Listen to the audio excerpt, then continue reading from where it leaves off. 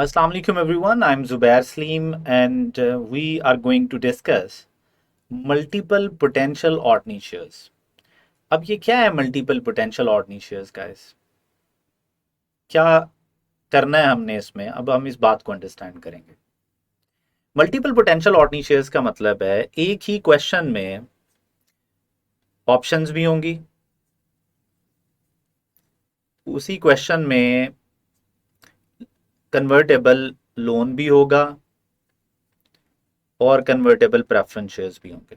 मतलब convertible loan भी हो सकता है, दो हो गए, दो या दो से ज्यादा पोटेंशियल ऑर्डिनरी शेयर्स की एग्जिस्टेंस हम पढ़ रहे हैं कि इस तरह की सिचुएशंस में हमने क्वेश्चन को कैसे सॉल्व करना। सो कन्वर्टेबल लोन्स हैं, कन्वर्टेबल बॉन्ड्स हैं।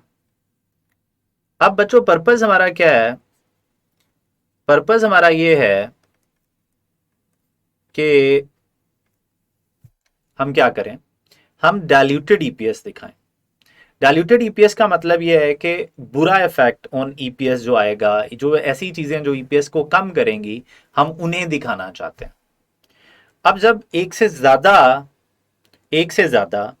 जब पोटेंशियल ऑर्डिनरी शेयर्स क्वेश्चन में होंगे तो सबसे पहले आप लोगों को जो काम करना पड़ेगा वो है कि इनकी आपको रैंकिंग करनी पड़ेगी। ये पहला काम है, ranking in order of dilution. जो most dilutive potential ordinary share है, जो मोस्ट डाइल्यूटिव यानी जिसका ईपीएस पे सबसे ज्यादा नेगेटिव इफेक्ट जाएगा, हम उसको सबसे पहले डील करेंगे। और अगर कन्वर्टेबल लोन्स हैं, प्रेफरेंस शेयर्स हैं और ऑप्शंस हैं, तो ऑप्शंस का हमेशा नंबर 1 होगा। अब आप सोचेंगे सर क्या मतलब, क्यों? सर ऑप्शंस में जो बेसिक ईपीएस का फॉर्मूला है वो है earnings divided by number of shares, divided by number of shares, यही फॉर्मूला है। ऑप्शंस में अर्निंग्स पे कोई इंपैक्ट नहीं आएगा, लेकिन अचानक नंबर ऑफ शेयर्स बढ़ जाएंगे तो देखो जरा, न्यूमरेटर पे इंपैक्ट ही कोई नहीं और नंबर ऑफ शेयर्स खामखा बढ़ा दी इसने। So the most dilutive would be options. अगर क्वेश्चन में कन्वर्टेबल लोन भी है, प्रेफरेंस शेयर्स भी हैं, कन्वर्टेबल लोन भी है, ऑप्शंस भी हैं, तो सबसे डाइल्यूटिव ऑप्शंस ही होंगी। सर ये रैंकिंग करनी कैसे है? तो बड़ा आसान हल है। रैंकिंग करनी कैसे है इस बात को अंडरस्टैंड कर लेते हैं। रैंकिंग करनी है आप लोगों ने इंक्रीमेंटल, जरा और करना, अर्निंग पर इंक्रीमेंटल शेयर हमने कैलकुलेट करना है हर पोटेंशियल ऑर्डिनरी शेयर का। अब आप सोच रहे होंगे sir earning per incremental share का क्या मतलब है? अब सर ये अभी देख लेते हैं। सर जब भी एक पोटेंशियल ऑर्डिनरी शेयर कन्वर्ट होगा तो उसका एक इंपैक्ट अर्निंग्स पे जाएगा, जितना अर्निंग्स पे इंपैक्ट है वो लें, दूसरा इंपैक्ट आता है शेयर्स पे वो भी लें, और उसकी एक ईपीएस कैलकुलेट करके दें। इसको कहते हैं इंक्रीमेंटल ईपीएस पर ordinary share for potential shares. जो सबसे ज्यादा डाइल्यूटिव होगा, जो सबसे ज्यादा डाइल्यूटिव होगा उसका नंबर 1, और जो कम डाइल्यूटिव होगा उसका नंबर 2, फिर उससे भी जो कम होगा उसको नंबर 3 पे रखना है। तो first you need to rank. आपने रैंकिंग ऐसे करनी है कि सबसे बुरा इफेक्ट आप सबसे पहले दिखाएंगे, फिर उससे कम, फिर उससे कम, और आप देखेंगे कि डाइल्यूशन दिखानी है। जहां पे ईपीएस बढ़ती हुई नजर आई उसको इग्नोर कर देंगे। अब हो सकता है कि आप लोगों को थोड़ी परेशानी हो, आप कहें सर ये क्या बातें करना शुरू हो गए हैं, प्लीज जरा कैलकुलेशन से समझाएं। तो अब हम लोग कैलकुलेशंस पे जाते हैं और इसको एक क्वेश्चन से समझते हैं ताकि जरा अंडरस्टैंडिंग हो कि अब हम लोगों ने करना क्या। तो जी सर कर लेते हैं सर। ये एक एग्जाम्पल है जो हम लोग सॉल्व कर रहे हैं। सर रिक्वायरमेंट क्या है जी? रिक्वायरमेंट है calculate basic EPS. Sir basic EPS हमसे मांग रहे हैं, and the second requirement is diluted EPS मांग रहे हैं, और डाइल्यूटेड ईपीएस में एक से ज्यादा पोटेंशियल शेयर्स हैं इन अ क्वेश्चन। ओके सर, सो क्या करना चाहिए हमें? अब ये हमारा question. Sir let's calculate. The following information relates to Olympic Limited for the year ended 31st December 2005. 31st December 2005 पे आपके पास जो इंफॉर्मेशन है वो आपके सामने है। Okay, so what is next now? Number of ordinary shares in issue 2 million है। Reported earnings पर शेयर जो आ रही हैं आपके पास वो 6 मिलियन आ रही हैं reported earnings. Average market value share during the year 80 रुपए। एवरेज मार्केट वैल्यू क्यों दिए दे रहा है? ऑप्शंस में हमें फ्री ऑफ कॉस्ट निकालने होते हैं, तो फिर हम एवरेज मार्केट वैल्यू से ही कंपेयर करते हैं। पोटेंशियल ऑर्डिनरी शेयर्स देखें एक से ज्यादा है, ऑप्शंस हैं, आपको पता है ऑप्शंस का सिर्फ और सिर्फ नंबर ऑफ शेयर्स पे इंपैक्ट जाता है। दूसरा कन्वर्टेबल प्रेफरेंस शेयर्स हैं, ये एक अनदर पोटेंशियल शेयर है। और तीसरा कन्वर्टेबल बॉन्ड भी है 5 मिलियन का। अब बच्चों एक से ज्यादा जब होंगे पोटेंशियल ऑर्डिनरी शेयर्स तो क्या करना है आप लोगों ने? स्टैब्लिश करो माइंड में, क्या करना है आप लोगों ने? आप लोगों ने सबसे पहले रैंकिंग करनी है कि यार रैंक करो किसका सबसे ज्यादा इफेक्ट पड़ेगा ऑन ईपीएस, सबसे ज्यादा डाइल्यूटिव इफेक्ट, सबसे ज्यादा डाइल्यूशन कौन लेके आएगा। तो उसके लिए आप इंक्रीमेंटल करेंगे, incremental earning per share calculate करेंगे। तो अभी कैलकुलेट करके दिखा देते हैं आप लोगों को। सर सबसे पहली वर्किंग जो आपकी बनेगी वो बनेगी वर्किंग 1 और ये बनेगी रैंकिंग की। हमेशा रैंकिंग करनी है आपने पहले नंबर पे। सर रैंकिंग जी, सर कैसे रैंकिंग करेंगे? मैंने बोला था ऑप्शंस हैं, कन्वर्टेबल बॉन्ड है, कन्वर्टेबल शेयर्स हैं, सबसे ज्यादा डाइल्यूटिव ऑप्शंस ही होंगे। ऑप्शंस में अगर आप और करें 6 लाख ऑप्शंस हैं with exercise price of 60 rupees. ये लें सर, एक्स्ट्रा एक्सरसाइज प्राइस 60 रुपए और एवरेज मार्केट वैल्यू 80 रुपए है। इसका मतलब है 20 रुपए का मुफ्ता है। इसको हम लोग कहते हैं options deep in the money. Options in the money कह लें। ऑप्शन इन द मनी का मतलब यह है कि यार ऑप्शन वाले को फायदा है, उसे 60 रुपए का शेयर मिलेगा क्योंकि एक्सरसाइज प्राइस 60 रुपए जो मार्केट में 80 रुपए का। तो सर इन द मनी का मतलब है उसको फायदा, तो हमारा तो नुकसान है, हम मुफ्ते में शेयर्स दे रहे हैं।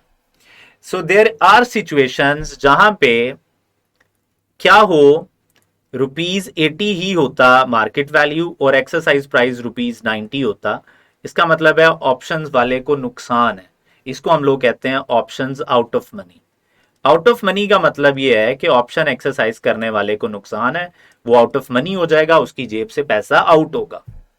तो मुझे बताएं कि 80 रुपए का मार्केट में मिल रहा है और आपके पास ऑप्शन है कि आप 90 रुपए का कंपनी से खरीद सकते हैं, तो भाई कोई भी नहीं खरीदेगा 90 रुपए का, कोई भी नहीं खरीदेगा 90 रुपए का। सारे कितने का ही खरीदेंगे? सारे मार्केट से 80 का खरीद लेंगे। इस तरह की सिचुएशन में हम कहते हैं ये ऑप्शंस एंटी डाइल्यूटिव है और हम इसे इग्नोर कर देते हैं while calculating dilutive EPS, diluted EPS. तो ये एक इंपॉर्टेंट बात है, माइंड में रखना, आगे चल के किसी ना किसी क्वेश्चन में ये बात दोबारा रिपीट होएगी। सर यहां पे देखें ऑप्शन इन द मनी है और ऑप्शन का रैंक हमेशा नंबर 1 पे ही रखना है। तो इसका मतलब ये है कि रैंक ऑप्शंस, सबसे पहले ऑप्शंस हैं, ऑप्शंस का अर्निंग पे कोई इंपैक्ट नहीं। सर तो दो चीजों पे आपने इंपैक्ट कैलकुलेट करना होता है। ऑप्शंस का इंक्रीमेंटल आपने अर्निंग्स लेनी है।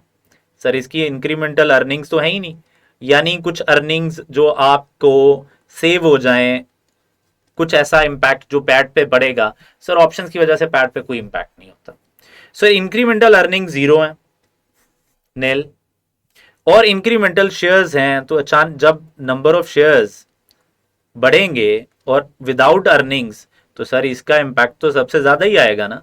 तो incremental number of shares, sir ये कितने हैं? फ्री ऑफ कॉस्ट निकालने होते हैं। कैसे निकालेंगे सर? बहुत आसान है सर। कैसे? सर 6 लाख ऑप्शंस हैं, तो हमने कहा था ऑप्शंस लिखेंगे हम लोग यहाँ पे 6 lakh options. Free of cost निकालने होते हैं हमने शेयर्स। सर 60 रुपए का शेयर आप दे रहे हैं, जो शेयर मार्केट में 80 रुपीज का है। क्या करें सर? 20 रुपए का मुफ्ता। सर आप 20 रुपए मुफ्त में 20 रुपए का मुफ्ता लगवा रहे हैं हर 80 रुपए के शेयर के पीछे। तो क्या फॉर्मूला था? Fair value minus exercise price. Fair value 80 rupees है, एक्सरसाइज प्राइस 60 रुपए है, तो 80 माइनस 60 20 रुपए का मुफ्त है, divided by fair value which is 80। जब आप ये कैलकुलेट करेंगे तो आपके पास जो नंबर ऑफ शेयर्स आएंगे ये आ जाएंगे 1,50,000। तो अब अगर आप देखें इंक्रीमेंटल अर्निंग्स पर शेयर अगर आप गौर करें तो ये जीरो आ रही है, जीरो। इंक्रीमेंटल ईपीएस ये लें सर, तो इंक्रीमेंटल ईपीएस जीरो है, लें जी इंक्रीमेंटल ईपीएस जीरो है। सर कैसे कैलकुलेट किया आप लोगों ने incremental EPS? Zero divided by 1,50,000, तो आंसर क्या आएगा? जीरो ही आएगा। तो ये है इंक्रीमेंटल ईपीएस पर share, obviously earning per share मतलब पर शेयर। तो जीरो डिवाइडेड बाय जब आप करेंगे 150, तो मेरे बच्चों होगा क्या? प्लीज बताएं क्या होगा, जल्दी से बता दें जरा क्या होगा। बिल्कुल सही कह रहे हैं आप लोग, क्या होगा जी? जीरो आंसर आ जाएगा। इसलिए इंक्रीमेंटल डेप्रीसिएशन जो सबसे कम होगी उसका रैंक 1 है, तो सर ये तो रैंक 1 में आएगी। सर सबसे पहले काम आपने रैंकिंग का करना है। सबसे ज्यादा डाइल्यूटिव, प्रूडेंस कॉन्सेप्ट कहता है सबसे ज्यादा जो डाइल्यूटिव है ना उसको पहले एडजस्ट कराओ। तो सबसे ज्यादा इंपैक्ट जो लेके आएगा वो यही है सर। तो इसका रैंक 1 बन गया जी। रैंकिंग का काम पहले है। अगर तो कोई एक चीज होती तो उसी को एडजस्ट कर देते, कहानी खत्म। अब यहाँ पे तो मल्टीपल है, ऑप्शंस हैं, कन्वर्टेबल बॉन्ड्स हैं, कन्वर्टेबल प्रेफरेंस शेयर्स हैं। एक से ज्यादा जब भी होगा रैंकिंग करनी है। दो होंगे, एक ऑप्शन होगा एक दूसरा चीज होगा, तो ऑप्शन का रैंकिंग 1 है और दूसरे का रैंकिंग 2 है, उसमें कोई प्रॉब्लम नहीं होगा। तीन हो जाएंगे तो अब देखने पड़ेंगे। अब दूसरी चीज है convertible preference shares. Convertible preference shares, तो कन्वर्टेबल प्रेफरेंस शेयर्स में आप लोग क्या करने वाले हैं ये देख लेते हैं जी। ये भी एक पोटेंशियल शेयर है, कन्वर्टेबल प्रेफरेंस शेयर।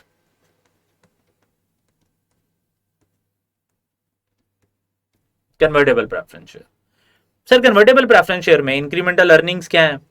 मुझे बताएं कि प्रेफरेंस शेयर्स में आफ्टर टैक्स लेनी होती है अर्निंग्स या बिफोर टैक्स लेनी होती है, यानी टैक्स माइनस करना है नहीं करना?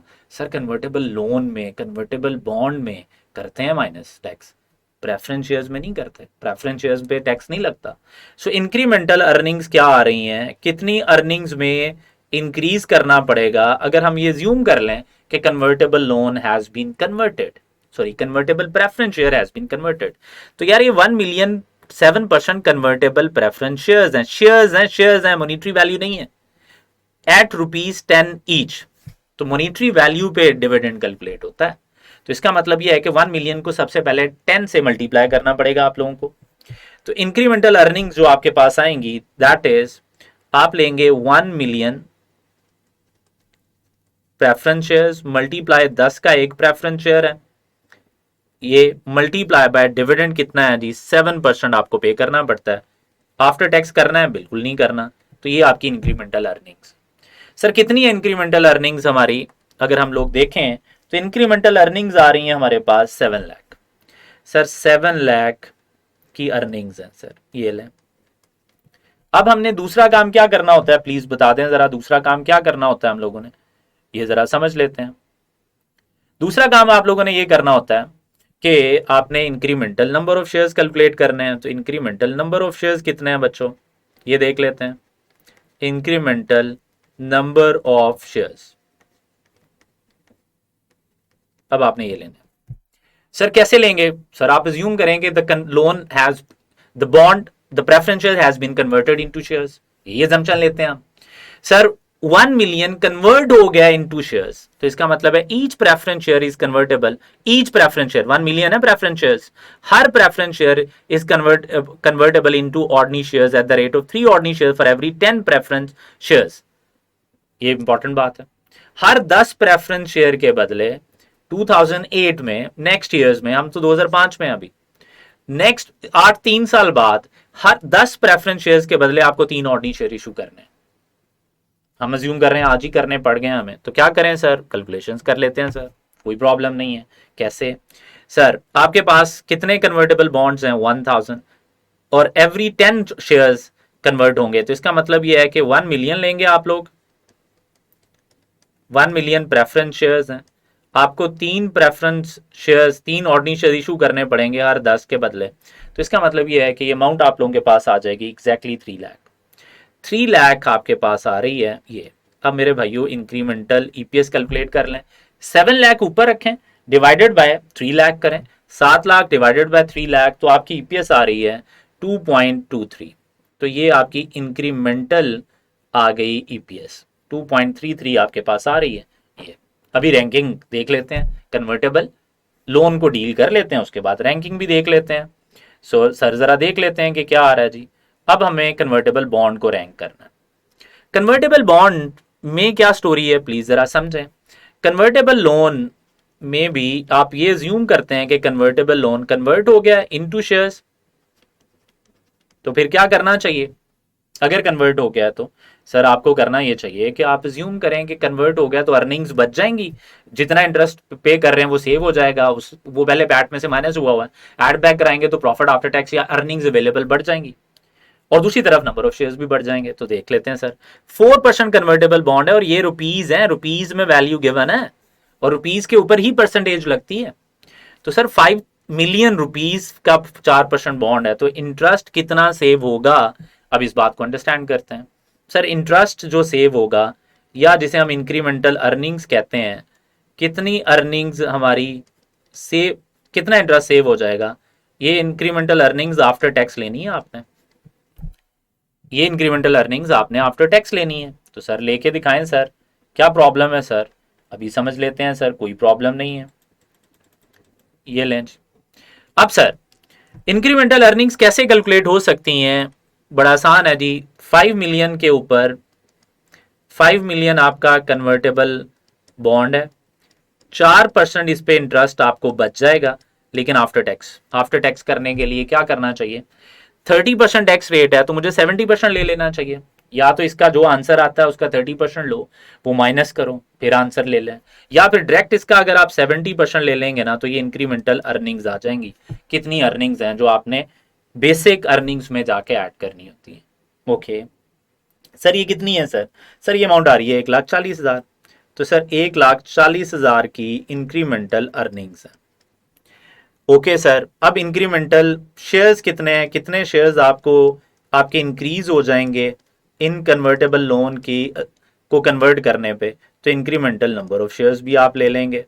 वो कितने आ रहे हैं सर अगर हम बात करें तो सर वो आ रहे हैं, इंक्रीमेंटल नंबर ऑफ शेयर्स आपके पास जो आ रहे हैं वो कितने आ रहे हैं देख लेते हैं। वो कह रहा है जी ईच बॉन्ड इज कन्वर्टेबल इन 2009, सारे बॉन्ड 2009 में कन्वर्ट होंगे 4 साल बाद, लेकिन हम अज्यूम करें अभी कन्वर्ट हो गए, into ordinary shares at the rate of 20 new shares for every 100, every rupees 100 of bond. तो रुपीज है तो फिर आपने यहाँ पे भी रुपीज ही लेने हैं, तो इसका मतलब ये है कि भाईजान 5 मिलियन सॉरी रुपीज का बॉन्ड है और वो हमें कह रहा है कि 20 नए शेयर्स आप इशू कर देंगे, कितने के बदले, हर 100 रुपीज के बदले। ये लें ये इंफॉर्मेशन। अब सर 5 मिलियन इंटू 20/100 करेंगे तो आप लोगों के पास आ जाएंगे शेयर्स, कितने शेयर्स हैं, ये 1 मिलियन बन रहे हैं सर। अब मुझे क्या करना है, मुझे incremental earning per share calculate करनी है, तो 1,40,000 में ऊपर रखूंगा, डिवाइडेड बाय 1 मिलियन करूंगा, तो सर मेरे पास आंसर आता है 1.14। अब मुझे बताएं कि ईपीएस सबसे कम किसकी है, सबसे कम इंक्रीमेंटल ईपीएस 0 है, ऑप्शन का रैंक 2 है। इन दोनों में से देखें जरा, ये तो ईपीएस को 2.33 से बढ़ा रहा है और ये 0.4 से बढ़ा रहा है, इसका मतलब ये है कि जो कम ईपीएस को पॉजिटिव इंपैक्ट दे रहा है, इंक्रीमेंटल ईपीएस जिसकी कम है उसकी हिसाब से रैंकिंग करनी है, तो ये दूसरे नंबर पे कम है तो इसका रैंक 2 हो गया यार बच्चों, ये रैंक 2 है और इसका रैंक 3 आ गया। ये इस रैंक में आपने एडजस्ट करानी है ताकि आप मैक्सिमम बुरा से बुरा इंपैक्ट दिखा सकें।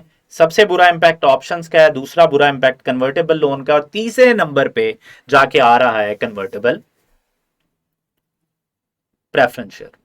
सर रैंकिंग काम सबसे पहला काम है, इस तरह आपने रैंकिंग करनी है। Okay sir, what is next now, आगे क्या करेंगे हम सर, सर अब आप ईपीएस कैलकुलेट कर लें, अब तो प्रॉब्लम ही कोई नहीं, हर चीज तो आपने कैलकुलेट की हुई है, तो अब ईपीएस जब कैलकुलेट करेंगे तो बच्चों इसी रैंक में कैलकुलेट होगी, इसी रैंकिंग में कैलकुलेट होगी। प्लीज जरा देखें कि हम लोगों ने करना क्या है जी। लेट मी जूम आउट ताकि जरा थोड़ा सी जगह हमारे पास बच जाए और हम इजीली इसकी ईपीएस को कैलकुलेट कर सकें। तो ये मैंने थोड़ा सा जूम आउट कर दिया है। अब हम लोगों ने क्या करना है, ईपीएस को कैलकुलेट करना है। तो लेट्स अंडरस्टैंड जी कि ईपीएस को हम लोगों ने कैलकुलेट कैसे करना। सर बताएं सर कैसे कैलकुलेट करना है सर। तो बड़ा आसान है जी, अभी कैलकुलेट कर लेते हैं। अब ये आप लोगों की रैंकिंग्स हैं, अब ईपीएस को कैसे कैलकुलेट करना है प्लीज जरा और कीजिएगा।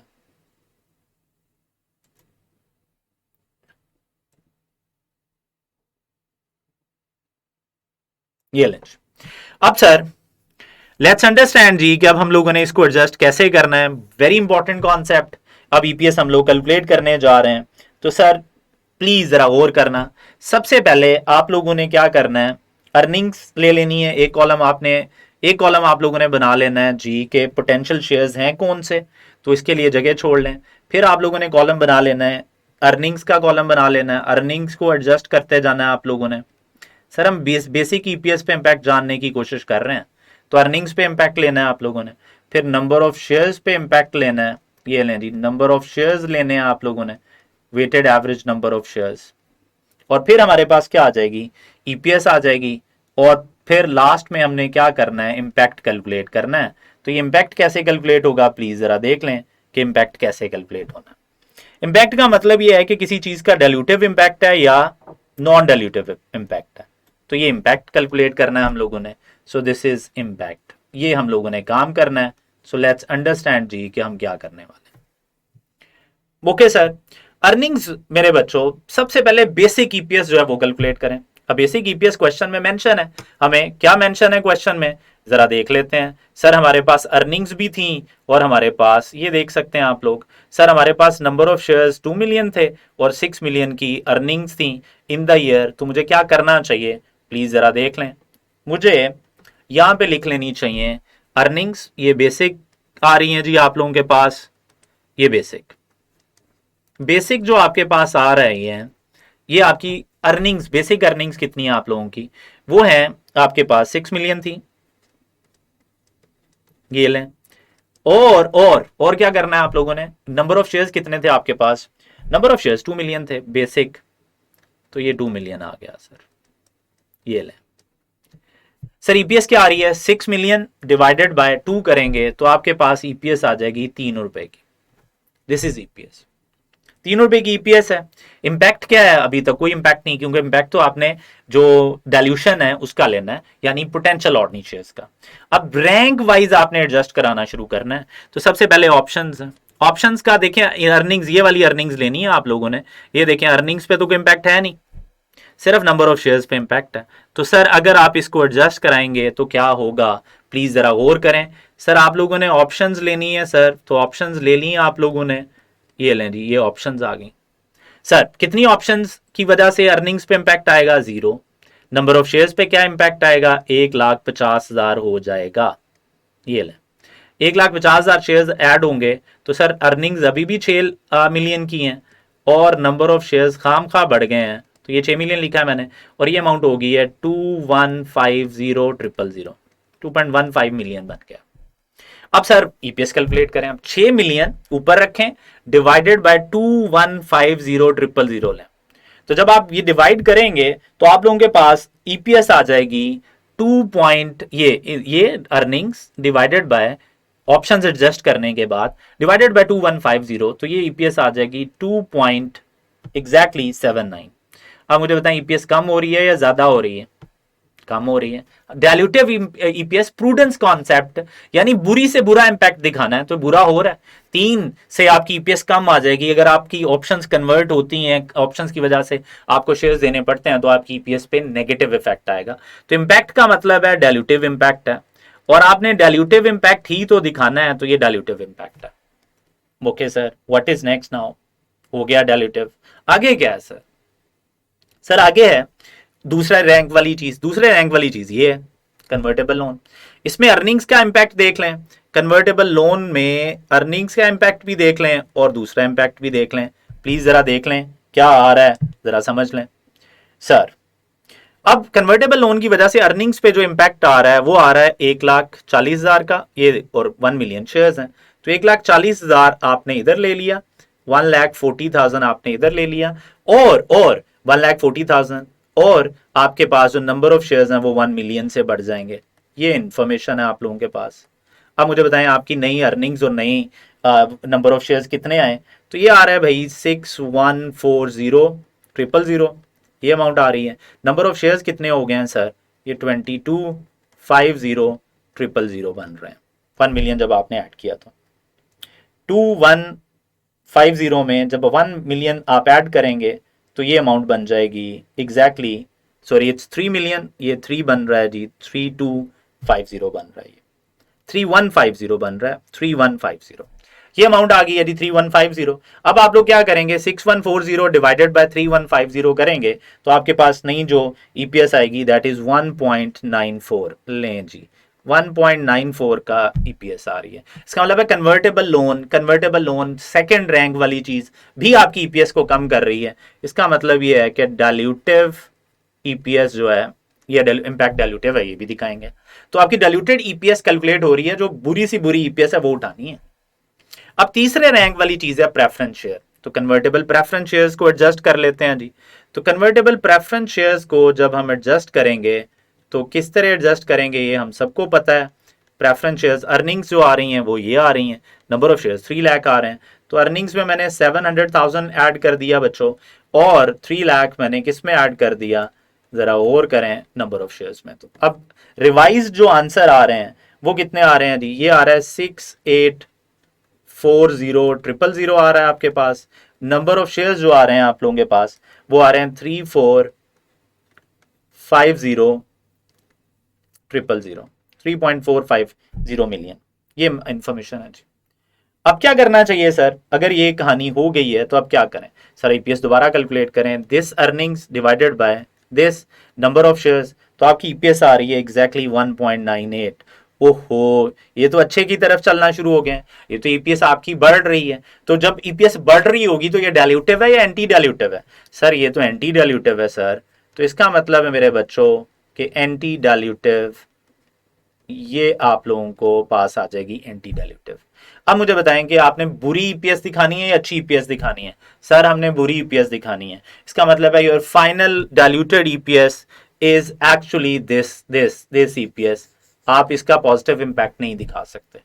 यहाँ पे जो कन्वर्टेबल प्रेफरेंस शेयर्स हैं वो एंटी डाइल्यूटिव हैं, हम एंटी डाइल्यूटिव का इंपैक्ट नहीं दिखा रहे हैं, हम डाइल्यूटिव दिखा रहे हैं। इसका मतलब ये है कि जो बेसिक ईपीएस रिपोर्ट करेंगे आप वो 3 है, डाइल्यूटेड 1.94 है। जहां पे ये एंटी डाइल्यूटिव हो जाएगा वहां पे आप रोक देंगे कैलकुलेशंस। आगे अगर कुछ और होता भी तो फिर हम उसको बिल्कुल ना लेते, क्योंकि आगे जो भी है वो एंटी डाइल्यूटिव होगा। तो this is your anti dilutive EPS, this is your EPS multiple. आपके पास जब पोटेंशियल शेयर्स होंगे तो आपने कैसे करना है ये आप लोगों ने सीखा। नेक्स्ट वीडियो में गाइस एक क्वेश्चन है, आप वो वीडियो ऑन करेंगे और वो क्वेश्चन जो है उसको पहले आप खुद सॉल्व करके देखेंगे, देन फिर मैंने डिस्कशन की होगी, आप वहां पे देखेंगे कि डिस्कशन क्या है। इसी तरह आगे आने वाले 2-3 क्वेश्चंस आप इसी तरीके से करेंगे और आई होप के 2 से 3 क्वेश्चंस के बाद आप बहुत कंफर्टेबल हो जाएंगे। Thank you so much, stay blessed, Allah Hafiz.